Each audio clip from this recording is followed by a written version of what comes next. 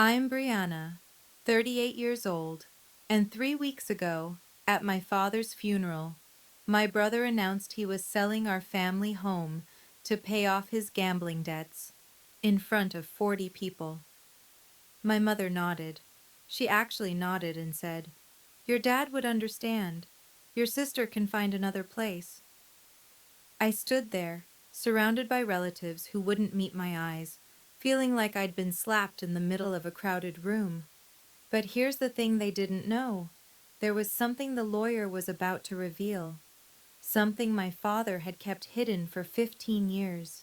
Before I continue, if you find this story worth hearing, please take a moment to like and subscribe, but only if you genuinely want to know what happened next.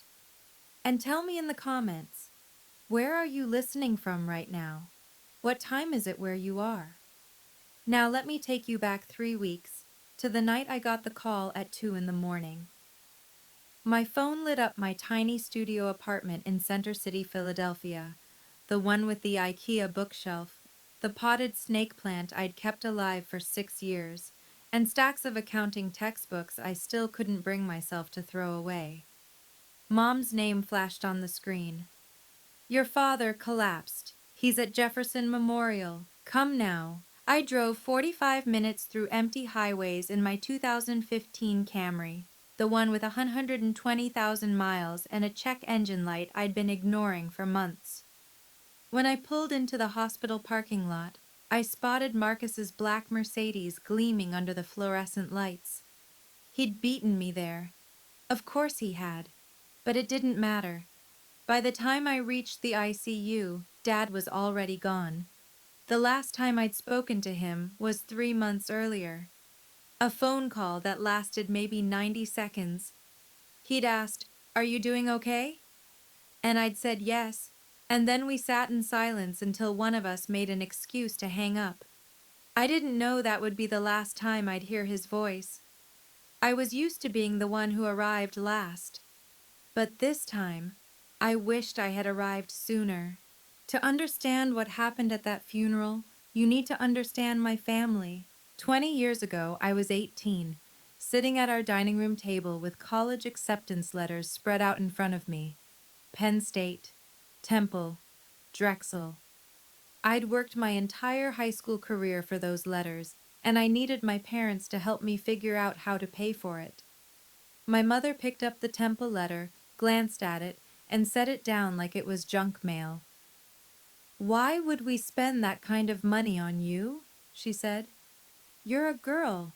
You'll get married, have children. Your husband will provide. That's how it works." I looked at my father. He was staring at his coffee cup, jaw tight, saying nothing. That same year, Marcus, 3 years older than me and already a sophomore at Villanova, got everything handed to him. Not scholarships, just checks from our parents.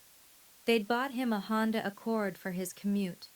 They'd rented him an apartment near campus so he wouldn't have to deal with dorm life. I got a list of jobs that hired 18-year-olds, so I figured it out myself.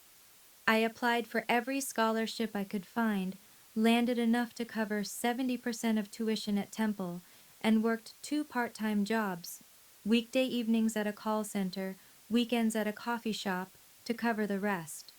4 years of sleeping 5 hours a night, of eating ramen because groceries were a luxury, of watching my classmates go to parties while I picked up extra shifts.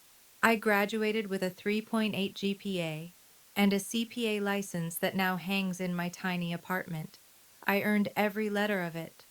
That's also why I stopped talking to my family for 2 years after graduation. I couldn't look at them without feeling the weight of everything they'd denied me. "Sons are the pillars of the family," my mother used to say. "Daughters are just guests passing through." I heard that phrase so many times, I started to believe it. The morning after Dad died, I drove back to the house I grew up in for the first time in 3 years. It was a colonial-style 4-bedroom in the suburbs of Philadelphia, built in 1985, with a wraparound porch and a backyard where I used to catch fireflies. The neighborhood was the kind where people put American flags on their mailboxes and knew each other's names. Upper middle class, respectable. The perfect backdrop for a family that looked perfect from the outside. Marcus was waiting at the front door when I pulled up. He hugged me, quick, one-armed, the way you hug someone you're obligated to acknowledge but don't particularly want to touch. "Long time, sis," he said. "You look tired." I didn't respond. I was too busy noticing the Louis Vuitton duffel bag in the hallway, the golf clubs leaning against the wall, the Gucci loafers lined up by the stairs. Marcus had been unemployed for 8 months. I knew because Mom had mentioned it during one of her rare guilt trip phone calls. "Where's Mom?" I asked. "On the phone with the funeral home. She's got everything under control." I carried my overnight bag upstairs to my old room, or what used to be my room. The walls were still the same pale blue I'd painted them when I was 15, but everything else was different. My bed was gone, replaced by Marcus's overflow. More designer luggage, shoe boxes, a flat-screen TV still in its packaging. My childhood bedroom had become my brother's storage unit. I stood in the doorway looking at the pile of expensive things that belonged to a man who supposedly had no money, and I felt something cold settle in my chest. I didn't ask why my room had become his closet. Some questions answer themselves. The funeral was scheduled for 5 days later, per Dad's wishes. Simple, at Peterson and Sons, the local funeral home he'd driven past every day on his way to work. I handled the logistics. I called the funeral director, wrote the obituary, contacted relatives I hadn't spoken to in years. I organized flowers, confirmed catering, and made sure the programs were printed with the right photo, the one of Dad from 10 years ago, before he started looking tired all the time. Marcus handled the sympathy. Whenever a neighbor stopped by with a casserole, he appeared in the doorway with his practiced grief, accepting condolences like a politician working a crowd. "Thank you so much for thinking of us," he'd say, hand on their shoulder, voice thick with emotion. Dad would have appreciated it, but behind closed doors things were different. I noticed it on the 3rd day. Mom and Marcus kept having hushed conversations in the living room, conversations that stopped abruptly whenever I walked in. I'd catch fragments. "After the funeral," and "real estate," and "handle it quickly." On the 4th night, I was passing the kitchen when I heard Marcus on his phone. I know," he was saying, his voice tight with something that sounded like fear.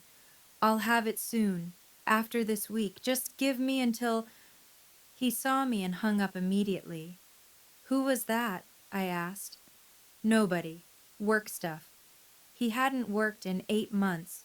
I didn't push it, but I filed it away in my mind, another piece of a puzzle I didn't yet understand. That night, I lay in the guest room, staring at the ceiling, wondering what my brother was so desperate to pay for, and why his fear seemed bigger than his grief. The night before the funeral, I couldn't sleep. So I did what I always do when I can't settle my mind. I organized. Dad had a small office in the basement, a cluttered room with a wooden desk and filing cabinets from the 1990s. No one had touched it since he got sick. I figured I could at least start sorting through things, make myself useful in a way that wouldn't require me to talk to anyone. The first filing cabinet was full of tax returns and utility bills going back decades. The second held old photographs, report cards, mine and Marcus's, and a folder labeled "Important Documents." Inside, I found my birth certificate, a few photos of me as a baby, and a single sheet of paper with a logo I didn't recognize. Farwell Family Holdings, LLC, dated 2009. I stared at it. The document was some kind of operating agreement, dense with legal language I didn't fully understand, but I saw my name in the text, and my signature at the bottom, loopy and uncertain, the handwriting of my 23-year-old self. I remembered that day, 2009. Dad had called me and asked me to come home to sign some papers. Just administrative stuff for the business, he'd said. Nothing important. I was fresh out of college, still trusting him despite everything, so I signed where he pointed without reading the fine print. I'd forgotten about it completely until now. I slipped the paper into my purse, planning to ask Mom about it later. When I found her in the kitchen the next morning and mentioned Farwell Family Holdings, she waved her hand dismissively. That company dissolved years ago. Don't waste your time digging through the past. So I didn't mention it again, but I kept the paper. Something told me to. The funeral was on a Thursday, gray and cold, the kind of November day that makes everything feel heavier.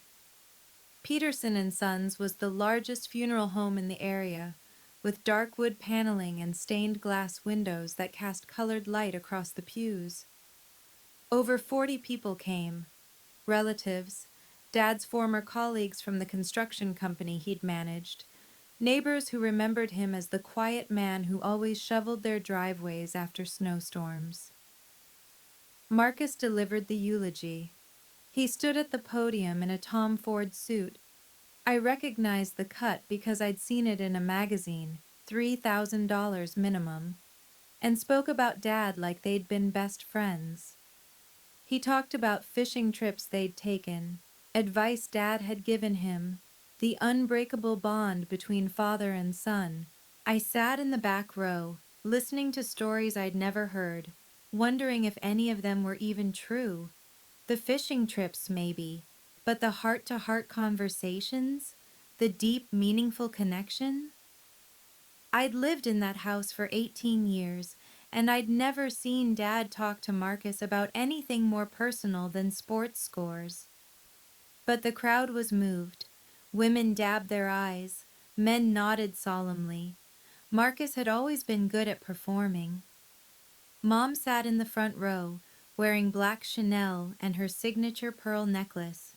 A gift from Marcus, she liked to remind people, though we all knew Dad had paid for it. She accepted condolences with practiced dignity, the grieving widow who had everything under control. No one came to check on me. No one asked how I was holding up. I was just background noise, the daughter who'd been away too long to matter. I didn't know the eulogy was just the opening act. The real performance was coming next. After the final prayer, most people started gathering their coats to leave, but Marcus stepped back up to the podium and cleared his throat. If I could have everyone's attention for just another moment. The room stilled. I saw Mom nod at him from her seat, a tiny, almost imperceptible gesture, like a director cueing an actor. Our family has been discussing what to do going forward, Marcus said, his voice carrying that same rehearsed emotion from the eulogy. And we've made a difficult decision. We're going to sell the family home. Murmurs rippled through the crowd. Aunt Patricia, Dad's sister, put a hand to her chest. The house on Maple? Richard loved that house. I know, Marcus said, shaking his head with what looked like genuine sorrow.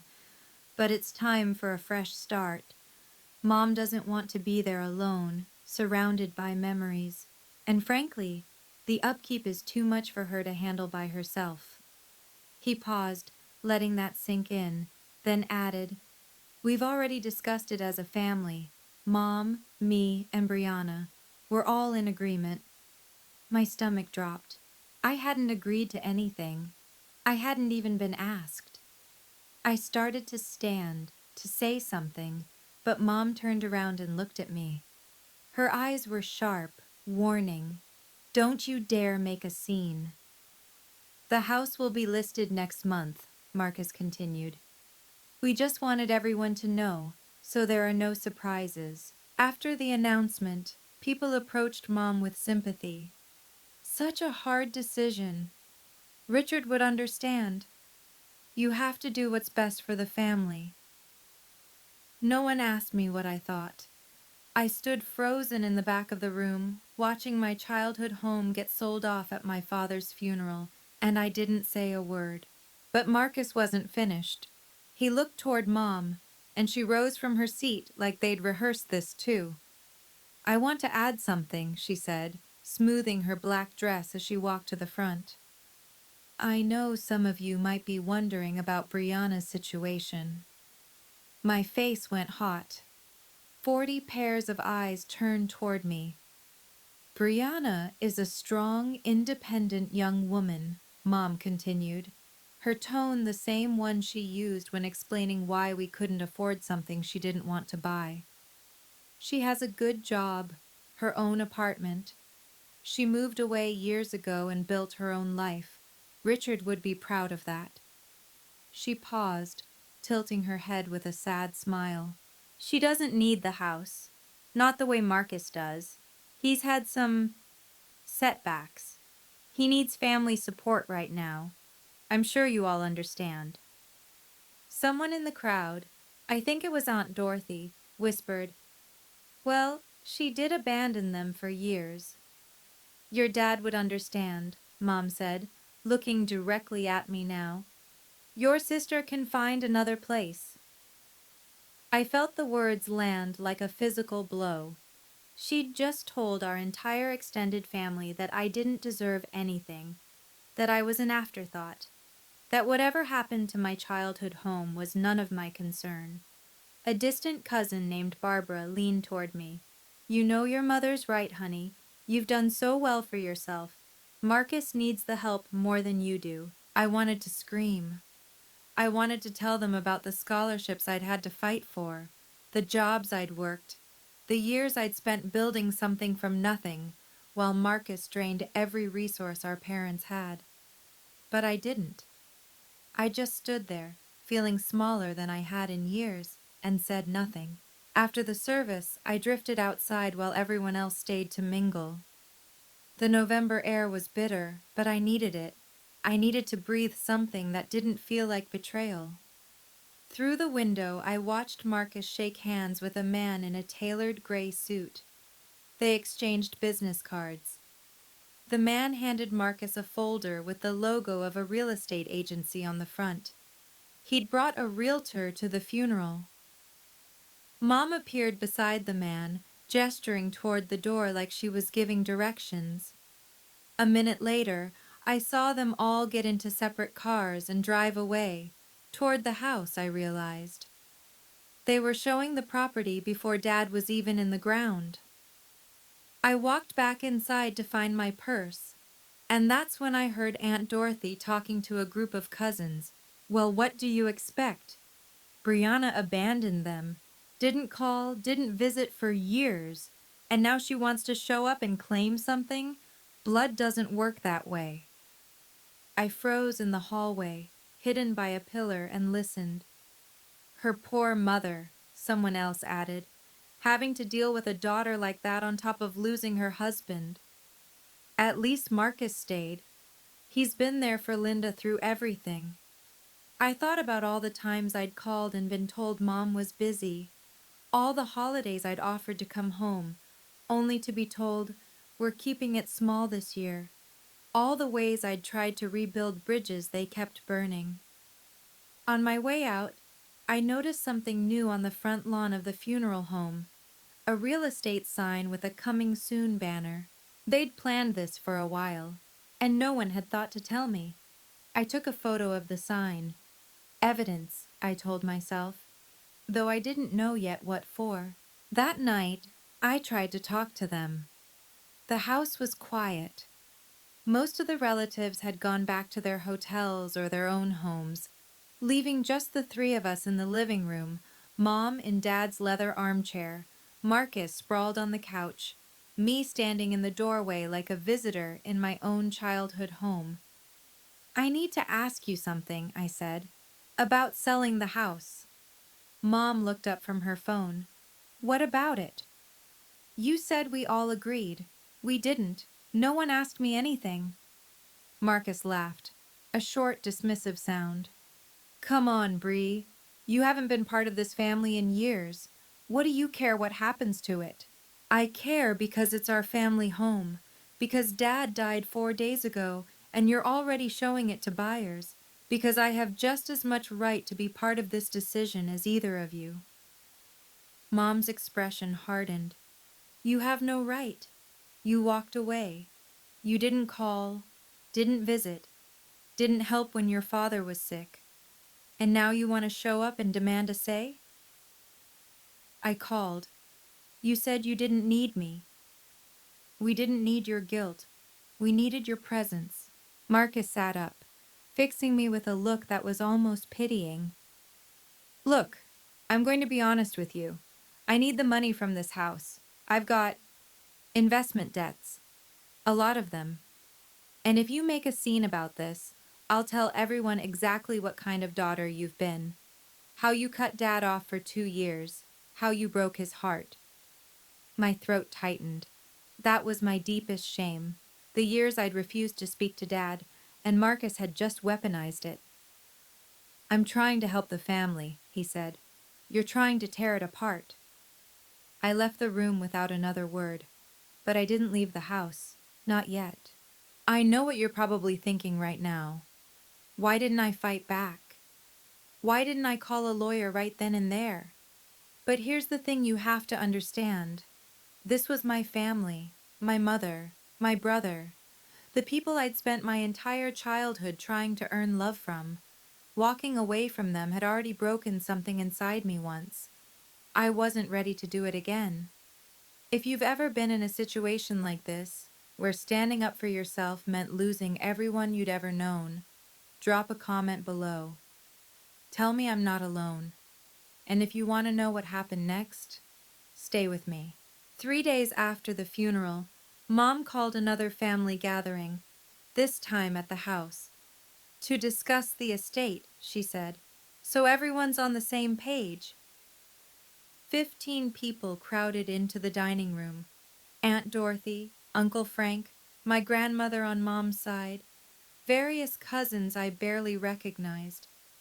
The room felt smaller than I remembered, stuffed with bodies and opinions and the weight of decisions being made without me. Mom stood at the head of the table, a stack of papers in front of her.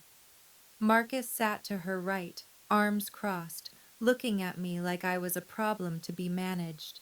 Here's the situation, Mom began. Richard didn't leave a complicated estate. The house is the primary asset, worth around $800,000. My plan is to sell it, pay off outstanding debts, and use the remainder to support myself in my retirement. What about Brianna? Grandma asked.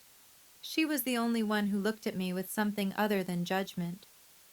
Brianna has her own career, Mom said smoothly. She doesn't need support. She moved out years ago, built her own life. I'm proud of her for that. But she's still your daughter, Grandma pressed. Richard's daughter. Aunt Dorothy, Mom's sister, jumped in. With all due respect, Mother, Brianna hasn't exactly been present. She cut ties with this family. You can't walk away and then come back with your hand out.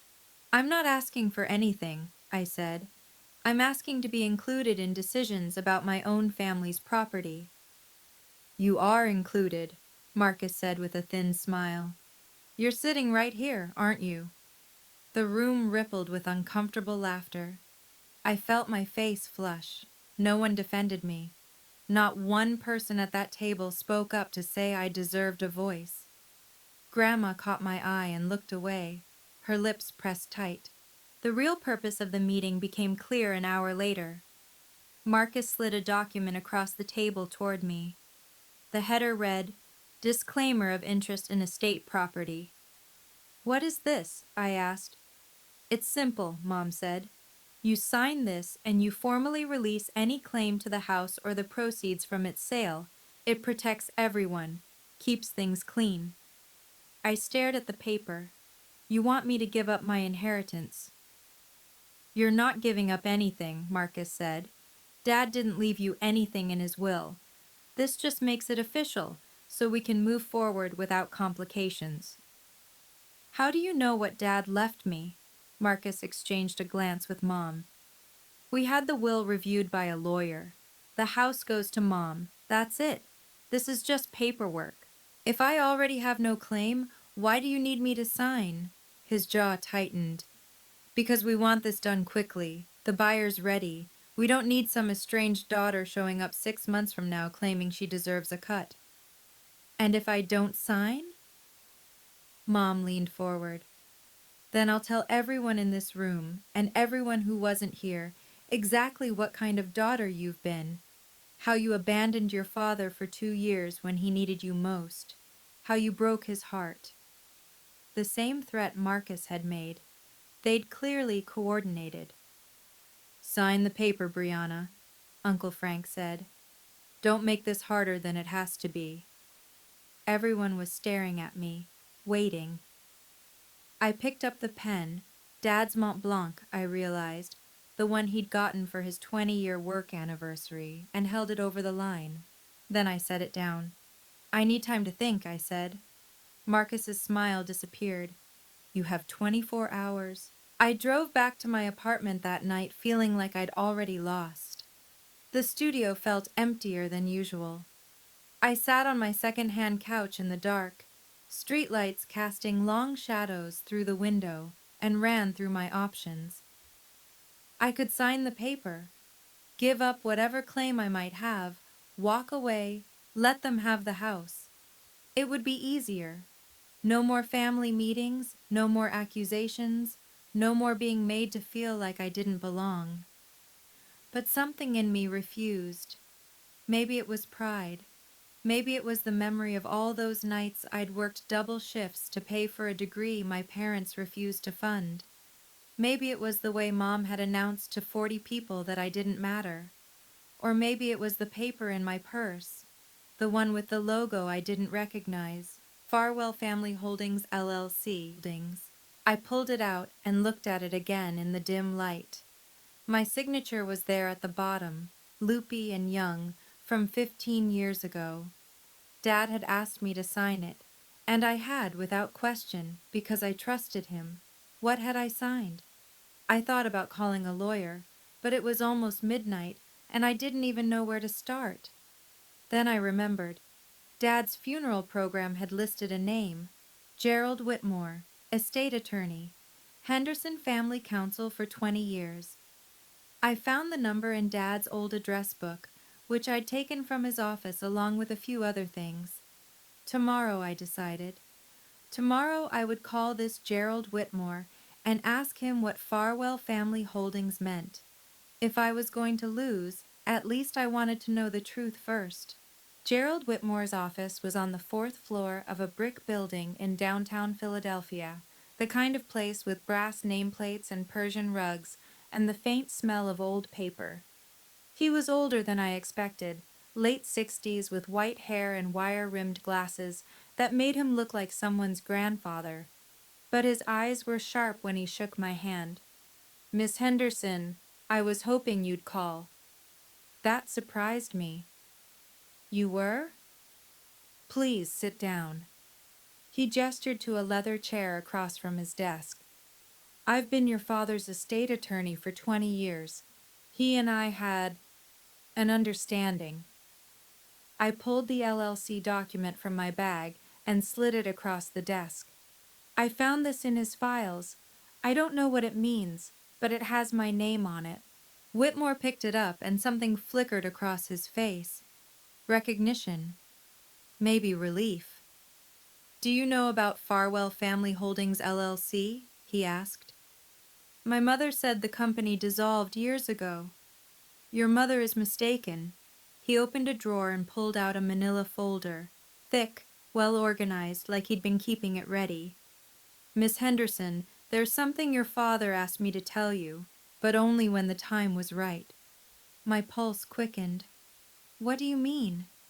The family house, the one on Maple Street. It's not part of your father's estate. What? In 2009, your father transferred the property into Farwell Family Holdings LLC. The house belongs to the LLC, not to him personally. I stared at him. Then who owns the LLC? Whitmore looked at me over his glasses. You do, Miss Henderson. You're the sole member. You have been for 15 years. For a long moment, I couldn't speak. That's not possible, I finally managed. I would have known. Someone would have told me. Whitmore shook his head slowly. Your father was very specific about confidentiality. He didn't want anyone to know. Not your mother, not your brother, not even you, until it became necessary. But why? He pulled another document from the folder. This one was older, the paper slightly yellowed. In 2008, your father came to me with concerns. He'd noticed changes in Marcus's behavior, gambling, debts, the beginnings of what would become a serious problem. I thought of Marcus's desperate phone call at the funeral home, the fear in his voice. Your father loved your brother, Whitmore continued, but he didn't trust him. He knew that if anything happened to him, Marcus would find a way to drain every asset the family had. So he created a structure to protect the most valuable one, the house. Yes, he transferred it into the LLC in 2009 and designated you, and only you, as the sole member. The operating agreement is ironclad, properly notarized, filed with the state of Pennsylvania, maintained and compliant every year since. He paid the LLC fees this whole time? He set up a small fund specifically for that purpose. He thought of everything. I felt tears prick at my eyes. All those years I thought Dad didn't care. All those silences I interpreted as indifference. And this whole time, he'd been building a fortress around me. Your father wasn't good with words, Whitmore said gently.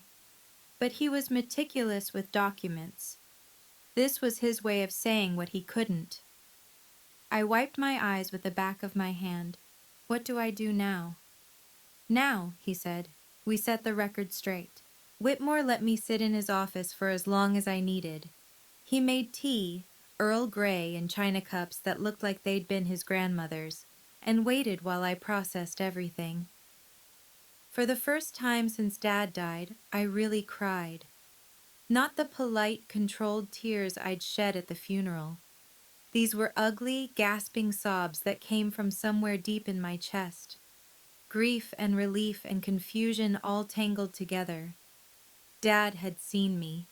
All along, he'd seen me. I thought about every time he'd sat silent while Mom dismissed me. Every holiday where Marcus was celebrated and I was tolerated.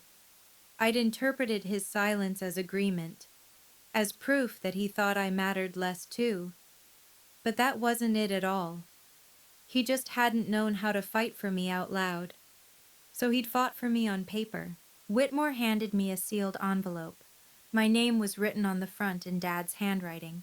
Shaky, the letters uneven, like his hands had been unsteady when he wrote it. He gave me this 3 months ago, Whitmore said. Asked me to hold it until you needed it. I didn't open it there.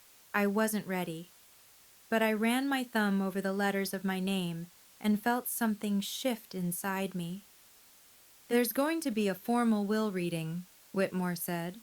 I'll arrange it for Friday. I'll invite everyone who was at that family meeting. They'll fight this, I said. They'll say I manipulated Dad or that the documents are fake. Let them say whatever they want.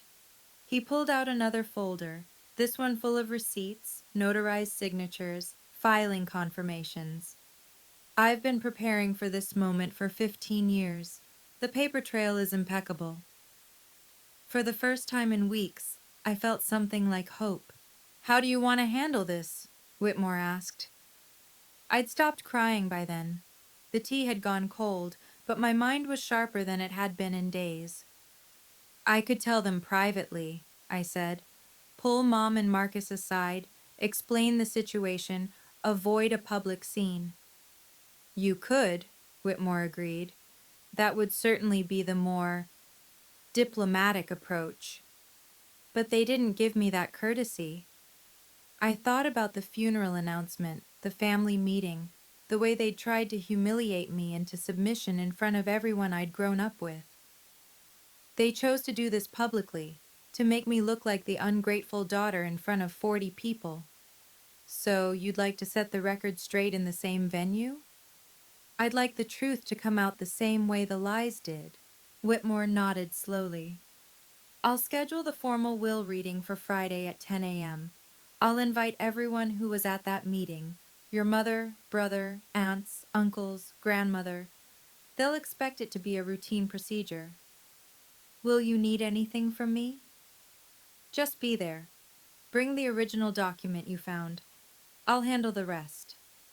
He paused, then added, There's someone else who might be helpful. Patricia Callahan. She was your father's accountant for years. She witnessed the original LLC formation. If your family challenges the legitimacy of the documents, she can corroborate everything. She's willing to do that? She's been waiting to do that. She always liked you, Miss Henderson, and she knew your father's true intentions. I left Whitmore's office with something I hadn't felt in a long time: certainty. I wasn't going to fight this battle by screaming or crying or begging them to see me. I was going to let the paperwork speak for itself. Patricia Callahan lived in a modest townhouse in Conshohocken, the kind of place with window boxes full of mums and a welcome mat that actually meant it. She was in her late 50s with silver-streaked hair and the kind of face that made you want to tell her your problems. I wondered when you'd come, she said, ushering me into her living room. Gerald called ahead. Tea? Please? She poured from a ceramic pot while I sat on her floral couch, trying to figure out how to start. But Patricia did it for me. Your father talked about you constantly, she said. Did you know that? No. He did. Every time you accomplished something, passed your CPA exam, got a promotion, he'd find a way to mention it. My daughter's doing well, he'd say. She's made something of herself. My throat tightened. Then why didn't he ever tell me? Because Richard Henderson was the most emotionally constipated man I've ever met. She said it with affection, not cruelty. He grew up in a house where feelings were weaknesses. He didn't know how to say, I love you, so he showed it in the only language he understood, spreadsheets and legal documents. The LLC. I was there when he set it up. I witnessed the signatures, helped him file the paperwork. He made me promise not to tell anyone, not even you, unless something went wrong. And now something's gone wrong. Your mother and brother are about to sell a house that doesn't belong to them. I'd say that qualifies. She set down her teacup and looked at me directly.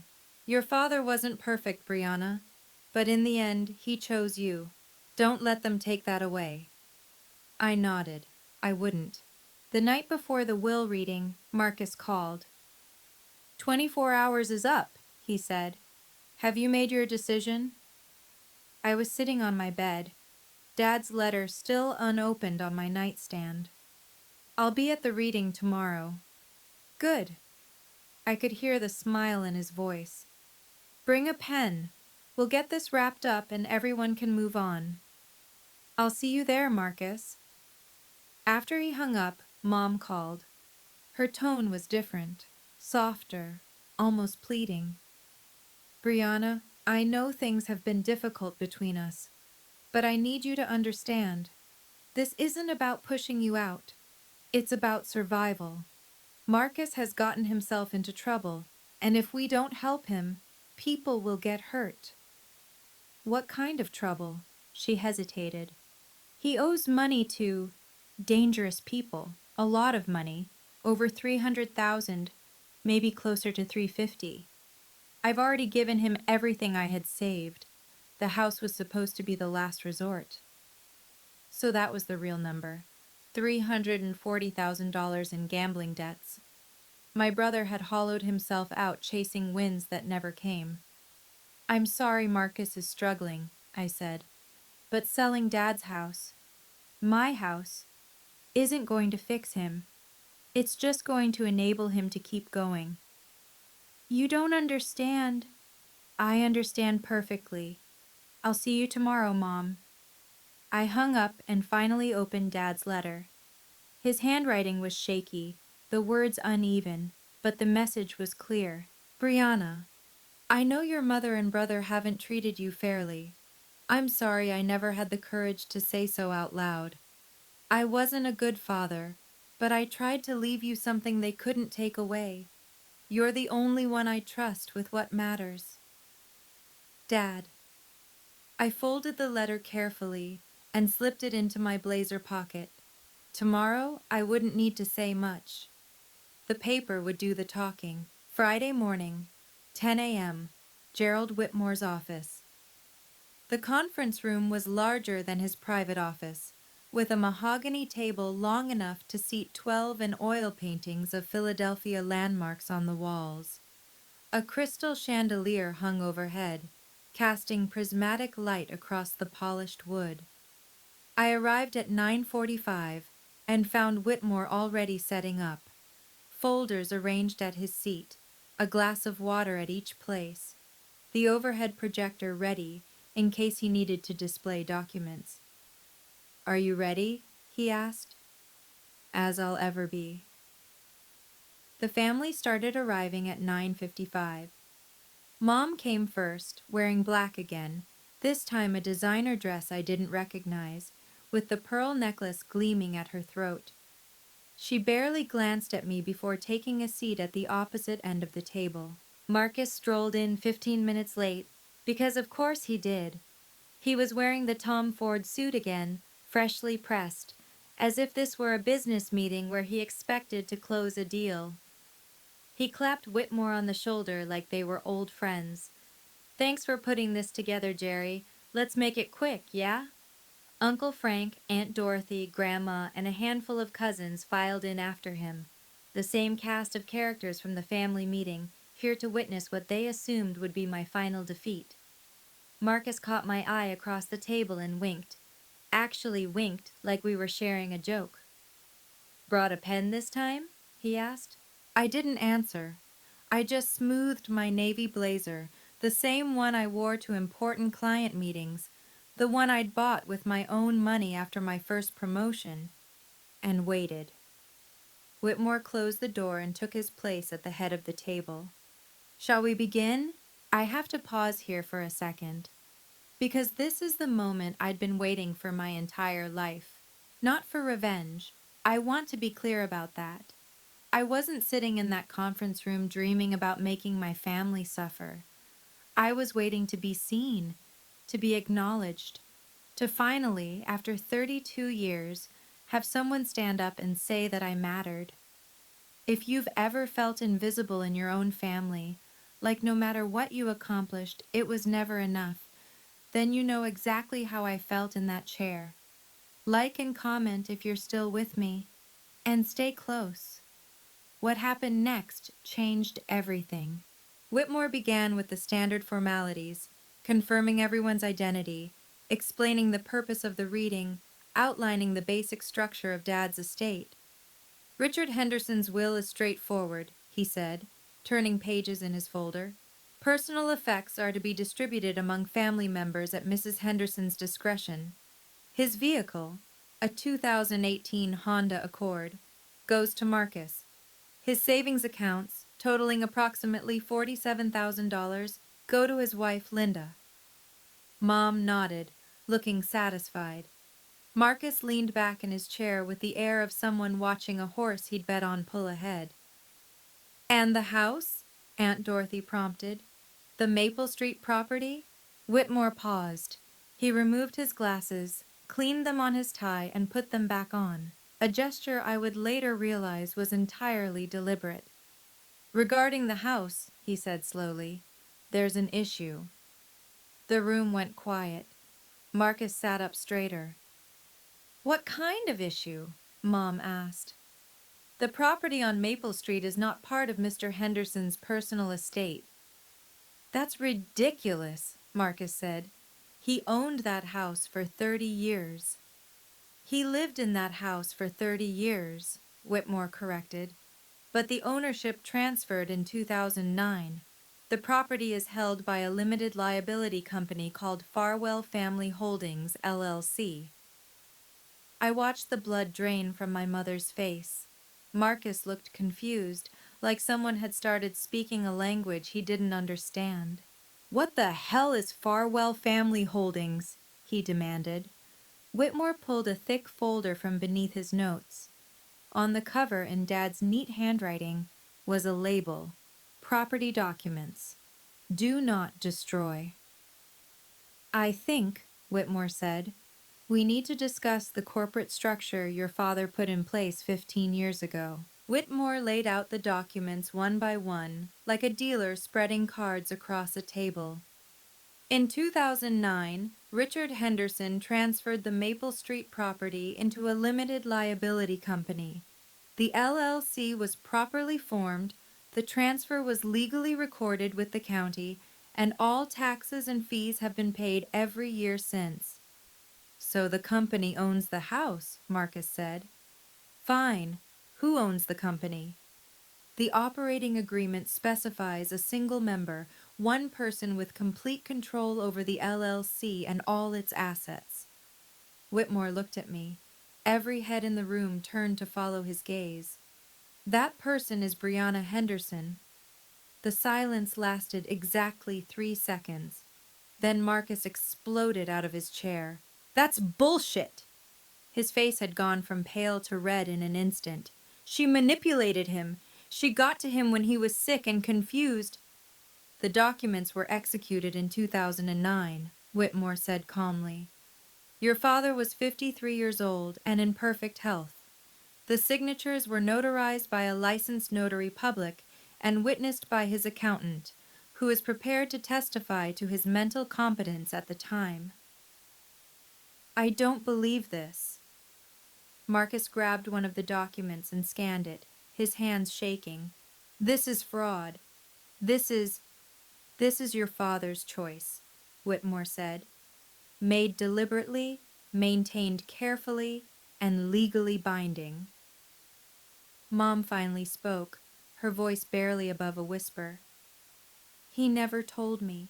25 years of marriage and he never said a word.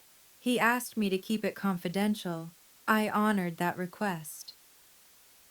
I sat very still, feeling the weight of 40 years of family dynamics shifting in real time.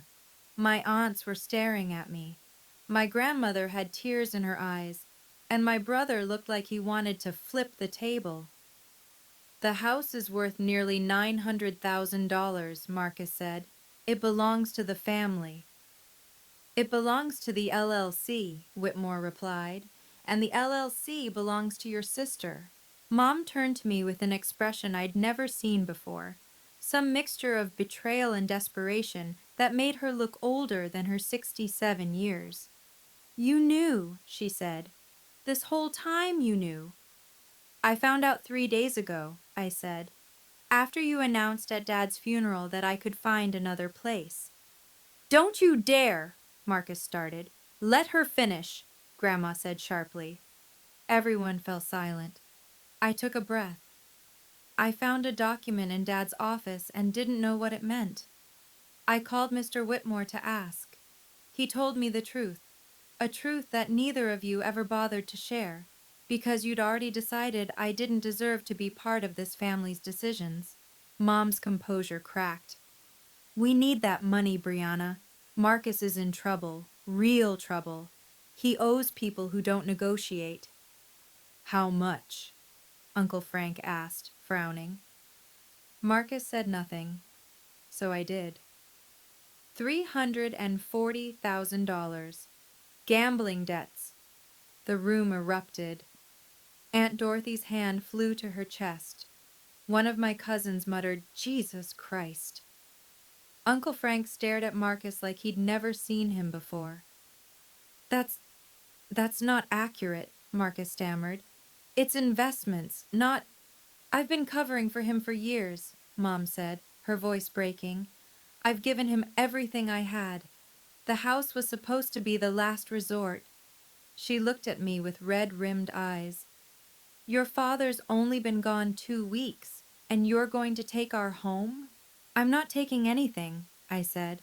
I'm claiming what Dad left me, the same way you've been claiming everything he left you. The only difference is, he made sure this one couldn't be taken away. The pearl necklace around her throat caught the light as she bowed her head. For the first time in my life, I had said something she couldn't argue with. I stood up. Everyone's attention snapped to me, some hostile, some curious, some carefully neutral. I could feel my heart pounding, but I kept my voice steady. I'm not here to gloat, I said, and I'm not here to punish anyone. I'm here because Dad wanted me to have this. He made that choice when I was 23 years old, and he kept it secret for 15 years. That tells me something about what he believed. It tells me he was manipulated, Marcus spat. It tells me he saw what was coming. I looked directly at my brother. He knew you'd burn through everything he built if given the chance. And he was right. Marcus lunged forward, and for a moment I thought he might actually hit me. But Uncle Frank grabbed his arm. Sit down, Uncle Frank said. You've done enough damage. I turned to my mother. You can stay in the house. I'm not going to put you on the street, but it will be under a formal lease. $1 a month, renewable yearly, at my discretion. $1 a month? She repeated. And Marcus doesn't live there. That's non-negotiable. You can't. I can. The house belongs to my LLC. I decide who lives in it. The room was dead silent. I could see the calculations happening behind everyone's eyes, the power shifting, the old assumptions crumbling. Marcus needs help, I said softer now. Real help, not money to throw at bookmakers. If he wants to get treatment for his addiction, I'll support that, but I won't be part of enabling him to destroy himself. I picked up my bag and looked around the table one last time. I didn't ask for this, but I'm not going to apologize for accepting what my father chose to give me. Then I walked out. I made it halfway down the hallway before I heard footsteps behind me. Brianna, wait. I turned. It was Grandma, my mother's mother, moving faster than I'd seen her move in years, her cane clicking against the marble floor. Grandma, I'm sorry. I know that was... Don't apologize. She reached me and took my hand in both of hers. Her grip was stronger than I expected. I need to tell you something.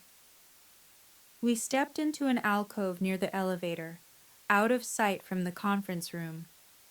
I knew, she said. What? About the LLC. Richard told me before he died. He asked for my blessing. I stared at her. You knew this whole time? He came to me 3 months ago, right after his diagnosis, said he didn't have much time left and needed to know he'd done the right thing. Her eyes glistened. He asked me, do you think I should protect Brianna? And I told him yes, because your mother wasn't going to. I felt tears threatening again. Why didn't you say anything at the family meeting? Because it wasn't my secret to tell, and because... She sighed. I wanted to see if your mother would come to her senses on her own, give her a chance to do the right thing. She didn't. No, she didn't. Grandma squeezed my hand. But you did. You stood your ground. You didn't let them bully you. I learned from watching you, I said quietly. She smiled, a real smile, the kind I remembered from my childhood. You remind me of your grandfather. He was stubborn too, in the best way. She patted my cheek and turned back toward the conference room. Go home, sweetheart. You've earned a rest. I'll handle what's left in there. I was almost to my car when Marcus caught up with me. Brianna, wait, please. I stopped but didn't turn around. I could hear his breathing, ragged, uneven, like he'd been running. I know you're angry, he said. You have every right to be, But you don't understand what's happening.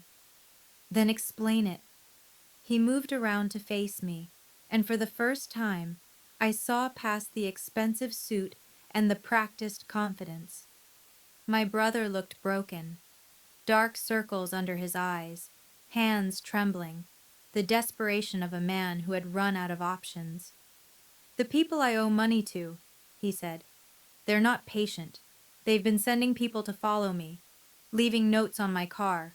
Last week someone slashed my tires." "Marcus!" "I'm scared, Bree." His voice cracked. "I got in over my head, and I kept thinking I could win it back, just one more bet, one more game, and then it would all be fine. But it never was. And now I'm so deep I can't see a way out." I looked at my brother, really looked at him. The man who had been handed everything I'd had to fight for, who had squandered every advantage and still expected someone else to clean up his mess. And underneath all that, I saw the kid who used to play catch with me in the backyard. The teenager who walked me to school when I was scared of the older kids, before everything went wrong. "You need rehab," I said, "not money." "I know. 90 days, minimum. A real program, not some weekend retreat."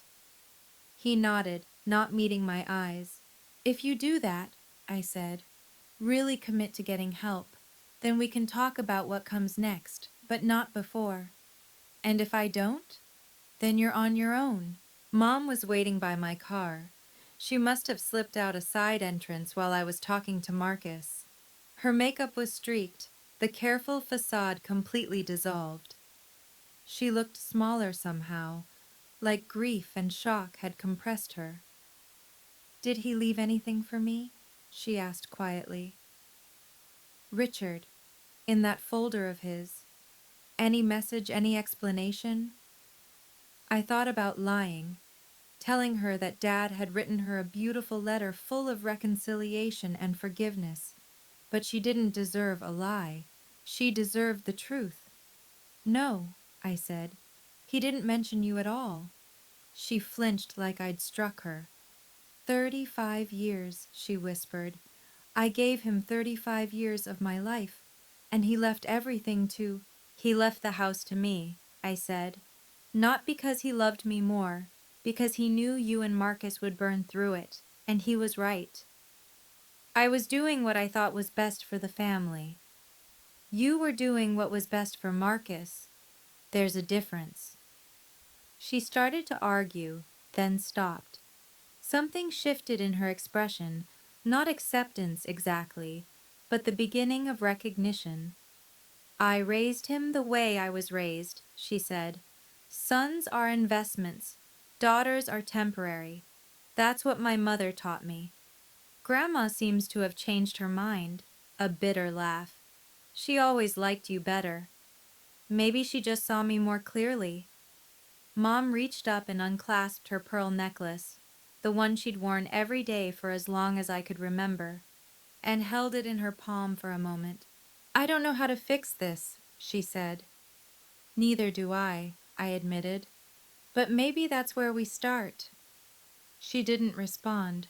She just walked away, still holding the pearls, leaving me alone in the parking lot with the weight of everything that had just changed. The will reading broke up slowly after I left. I heard the details later, from Grandma and from Whitmore. Aunt Dorothy had tried to argue that the LLC was somehow fraudulent, but Whitmore shut her down with documentation that went back 15 years. Notarized signatures, state filings, annual reports. Every I dotted, every T crossed. Uncle Frank had taken Marcus aside and told him he was a disappointment. Harsh, maybe, but Marcus just nodded. He was too hollowed out to fight anymore.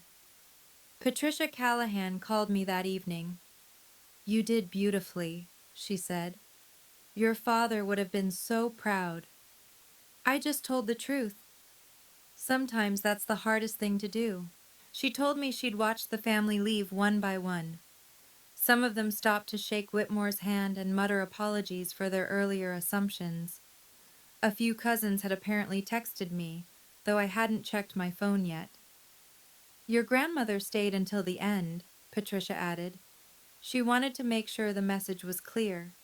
She told your mother, "You did this to yourself, Linda. Don't blame the child." I smiled despite everything. Grandma had always had a spine of steel, even when the rest of us were crumbling. 2 days later, Whitmore's office sent me a formal package: the original operating agreement, the property deed, the keys to the house on Maple Street. All of it now officially, publicly mine. I held the keys in my hand, the same brass keyring Dad had carried for 30 years, with a worn leather fob and a tiny photo of me at age 5 tucked inside the clear window. He'd been carrying my picture all along. I just never knew where to look. 2 weeks later, I moved back into the house on Maple Street. Not permanently, not at first. I kept my apartment in the city for work. But I started spending weekends at the house, clearing out the clutter, fixing the things Dad had let go during his final months. The first thing I did was empty my old bedroom. Marcus's designer luggage, the shoeboxes full of sneakers he couldn't afford, the flat-screen TV still in its packaging, all of it went into the garage. He could pick it up whenever he wanted, but it wasn't staying in my room anymore. Then I repainted the walls. Soft sage green this time, a color I'd always wanted but never asked for. Mom lived in the guest room now, under the lease agreement we'd drawn up. $1 a month. She was quiet mostly. We didn't talk much, but we didn't fight either. It was a kind of peace I'd never expected. Awkward, fragile, but real. Marcus checked himself into a 90-day program in New Jersey. A real one, with group therapy and addiction counseling and no access to his phone. I didn't visit, but I sent a letter. Just one line. "I'm rooting for you." He wrote back 2 weeks later. 2 words. "Thank you." On Sundays, I started having dinner with Grandma. She'd come over with a casserole or a pie, and we'd sit in the kitchen where I used to do homework, and she'd tell me stories about my grandfather, the stubborn man I'd apparently inherited more than I knew. The house felt different now, lighter, like it had been holding its breath for years, waiting for someone to let it exhale. I put fresh flowers on the mantel where Dad's photo sat, yellow roses, his favorite. Last night, I sat on the porch as the sun went down, holding a cup of ginger tea, the same kind Dad used to drink every evening, though I never knew that until I found his mug in the cabinet. I'd read his letter 100 times by now. The words were wearing thin at the creases where I'd folded and unfolded the paper, but I could still make out the last line. "You're the only one I trust with what matters." For so long, I thought my father didn't love me. I thought his silence was proof that I wasn't worth speaking up for, that I was invisible to him the same way I was invisible to everyone else in that house. But I had it backwards. Dad didn't know how to love out loud. He grew up in a family where emotions were weaknesses and actions were everything.